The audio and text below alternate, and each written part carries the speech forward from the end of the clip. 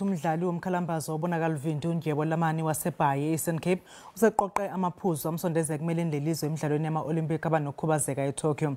Waduma kakhulu eEurope nyakenye khathi eba ngesinye sezihlabane emqhudelwaneni International Blind Sports Association Judo Grand Slam eBaku eAzerbaijan. uNdyebo Lamani waqala ukuthanda lo mdlalo wejudo xa wayeneminyaka eli-19. Ngoku uneminyaka engama-29.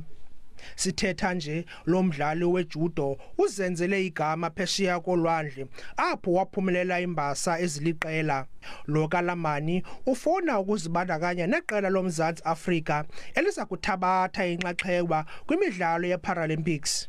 Ixesha zalenza kakhulu because now ngoku izinga lam le-training linyuse kakhulu, so kwi-tournament ezilandelayo ndithembe kakhulu uba ndizakwenza kakhulu bhetere. Abaqeqeshi babini badlala indima enkulu ekuqeqesheni uNdyebo. Uba uyajonga kule minyaka edlulileyo besisokola ufumana abadlali abaye babalasele bafike kweli nqanaba nakulo mgangatho. Ngoku ndithetha nawe sinabo abafana noko abangombono sihlanjiwe.